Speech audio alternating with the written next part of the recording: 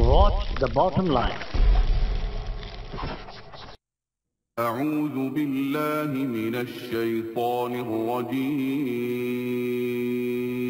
پناہ مانگتا ہوں میں اللہ کی شیطان مردود سے. بسم اللہ الرحمن الرحیم. شروع اللہ کے نام سے جو بڑا مہربان نہایت رحم والا ہے. دا باٹم لائن کے ناظرین کرام السلام علیکم. پاکستان کو ایٹمی قوت بنے لگ بھگ 21 سال ہو چکے ہیں. 28 مئی سن 1998 کو پاکستان اسلامی دنیا کی باضابطہ پہلی ایٹمی طاقت بنا تھا. اس دن پاکستان سمیت پوری اسلامی دنیا میں خوشیاں منائی گئیں. ایٹمی قوت بننے کے بعد پاکستان کا نام مقام دنیا میں بلند ہوا اور اس کے وقار میں اضافہ ہوا. اس وقت سے اب تک ہر سال 28 مئی کا دن یوم تکبیر کے طور پر انتہائی جوش و خروش سے منایا جاتا ہے. بلا شبہ ایٹمی ٹیکنالوجی دور حاضر کی اہم ترین ایجاد ہے. اس کے جہاں بہت سے فوائد ہیں وہاں اس کے بہت زیادہ نقصانات بھی ہیں. ضروری ہے کہ اس کے فوائد سے مستفید ہوا جائے اور نقصانات سے بچا جائے. اس وقت دنیا میں جتنے ملک بھی ایٹمی صلاحیت سے لیس ہیں ان میں سے امریکہ، روس، برطانیہ، دیگر یورپین ممالک نے ایٹمی ٹیکنالوجی سے مستفید ہونے کے ساتھ ساتھ اس بات کی پیشگی تیاریاں بھی کر رکھی ہیں کہ اگر دشمن ملک ایٹمی حملہ کر دے تو کیا کیا حفاظتی تدابیر اختیار کی جا سکتی ہیں اور کسی بڑے نقصان سے کیسے بچا جا سکتا ہے. پاکستان ایک ایسا ملک ہے جو ایٹمی صلاحیت سے تو لیس ہے، لیکن اگر خدا نخواستہ پاکستان پر ایٹمی حملہ ہو جائے تو ایسی صورت میں اس کے نقصانات سے کیسے بچا جائے، اس موضوع پر کوئی نہ تو بات کرتا ہے اور نہ ہی اس حوالے سے آج تک کوئی بات کی گئی ہے. اس موضوع پر اگر کوئی قابل قدر کام ہوا ہے تو وہ ڈاکٹر سلطان بشیر محمود نے کیا. ڈاکٹر سلطان بشیر کا شمار پاکستان کے ایٹمی پروگرام کے اولین معماروں میں ہوتا ہے. انہوں نے اس موضوع پر ایک کتاب جس کا عنوان ہے کیمیائی، بیکٹیریائی اور ایٹمی ہتھیاروں کی تباہی سے بچاؤ کی حفاظتی تدابیر تصنیف کی ہے. ناظرین، ڈاکٹر سلطان بشیر نے اس کتاب میں ایٹمی حملہ سے بچاؤ کے لیے انتہائی جامع حفاظتی تدابیر جمع کر دی ہیں. ڈاکٹر سلطان اپنی شورى آفاق کتاب میں لکھتے ہیں کہ ہیروشیما اور ناگاساکی پر ایٹم بمبوں کا گرایا جانا پہلا تجربہ تھا. یہی وجہ تھی کہ جب جاپان نے ہتھیار ڈال دیے تو سائنسدان ان بموں سے ہونے والی تباہی کے تجزیاتی مطالعہ میں مصروف ہو گئے. انہوں نے ایک پہلو کو بہت غور سے جانچا اور پرکھا. دونوں شہروں میں ہونے والی تباہی کا تجزیہ اور موازنہ کیا، یہاں تک کہ ان دو حملوں میں جو لوگ مارے گئے یا زخمی ہوئے ان کی لاشوں اور زخموں کے تجزیے بھی کیے. چنانچہ سائنسدان اس نتیجہ پر پہنچے ہیں کہ اگر مناسب حفاظتی تدابیر اختیار کر لی جائیں آدھے سے زیادہ لوگ تباہی سے بچ سکتے تھے. حملہ سے پہلے اور حملہ کے بعد کی حفاظتی تدابیر، محفوظ حفاظتی پناہ گاہوں کے ڈیزائن، بلڈنگ کوڈ اور مولک ایٹمی شعاعوں سے محفوظ رہنے کے طریقوں پر سائنسدانوں نے کام کیے ہیں. امریکہ اور برطانیہ وغیرہ میں ایٹمی حملوں سے بچاؤ کے لیے اقدامات کیے گئے جس کے تحت لوگوں کو ایٹمی حملوں کی نوعیت سے آگاہ رکھا جاتا ہے اور حفاظتی ٹریننگ دی جاتی ہے. حفاظتی تدابیر اور کتابچے تقسیم کیے جاتے ہیں. اسکولوں اور کالجوں میں ایٹمی حملوں سے بچاؤ کے لیے سول ڈیفنس کی تعلیم دی جاتی ہے. بڑے بڑے شہروں کے اندر زیر زمین خصوصی حفاظتی پناہ گاہیں بنائی گئی ہیں.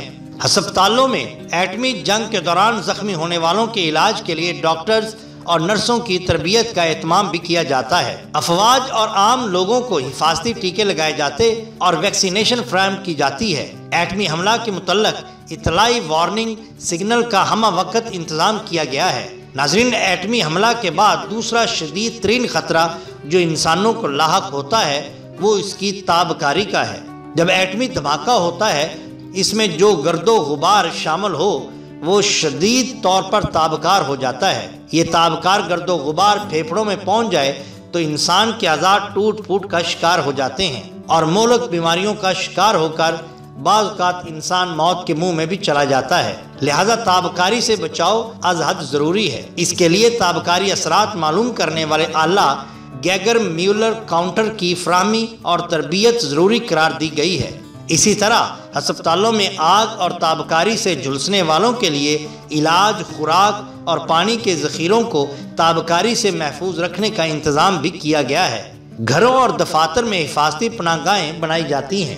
ناظرین اکرام، ہیروشیما اور ناگاساکی پر ہونے والے حملہ میں یہ بات دیکھنے میں آئی تھی کہ جو عمارتیں اینٹوں یا بلاک سے بنائی گئیں وہ دھماکے کے مرکز سے دور دراز ہونے کے باوجود ہوا کے ایک معمولی جھٹکے بھی برداشت نہ کر سکی اور گر گئیں، جبکہ کنکریٹ سے بنی بعض عمارتیں ایسی بھی تھیں جو دھماکہ کے مرکز کے قریب ہونے کے باوجود سلامت رہی تھیں۔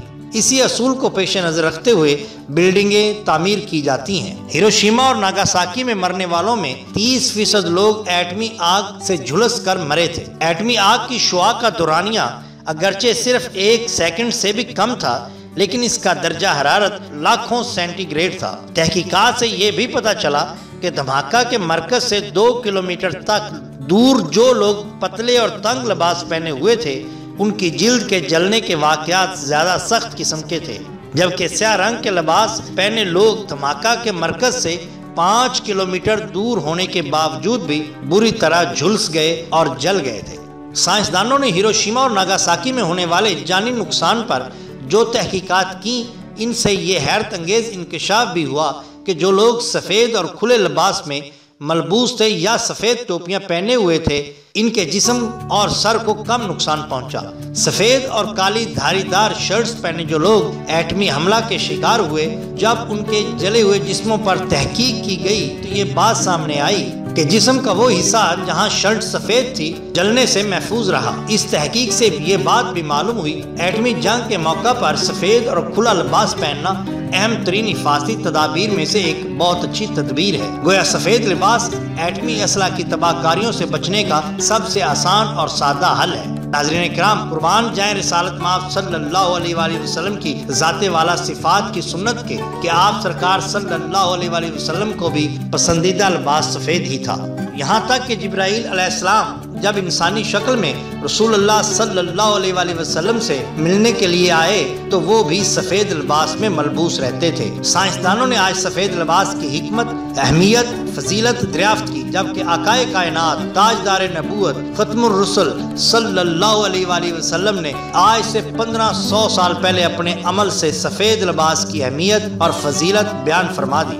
اس سے یہ بھی معلوم ہوا کہ کامیابی اور کامرانی کے حصول اور تباہ و بربادی سے بچنے کا دائمی راستہ اسوہ حسنہ میں ہے۔ لہذا ہمارے حکمرانوں کو چاہیے کہ وہ اوروں سے توقعات وابستہ کرنے کی بجائے اپنی جبین نیاز اللہ کے در پر جھکائیں اور رسالت مآب صلی اللہ علیہ وآلہ وسلم کی ذات والا صفات کے اسوہ حسنہ پر عمل کریں۔ ناظرین اکرام، اگر آپ کو ہماری یہ ویڈیو پسند آئی ہو تو لائک کیجیے اور سبسکرائب کیجیے ہمارے چینل دا باٹم لائن کو، تاکہ ہم آپ کے لیے اور بھی بہترین ویڈیوز لا سکیں۔ اپنے دوستوں کا بہت خیال رکھیے۔ اللہ اور اللہ کے رسول صلی اللہ علیہ وآلہ وسلم سے بہت بہت محبت کیجیے۔ آپ کا بہت شکریہ۔ اللہ حافظ۔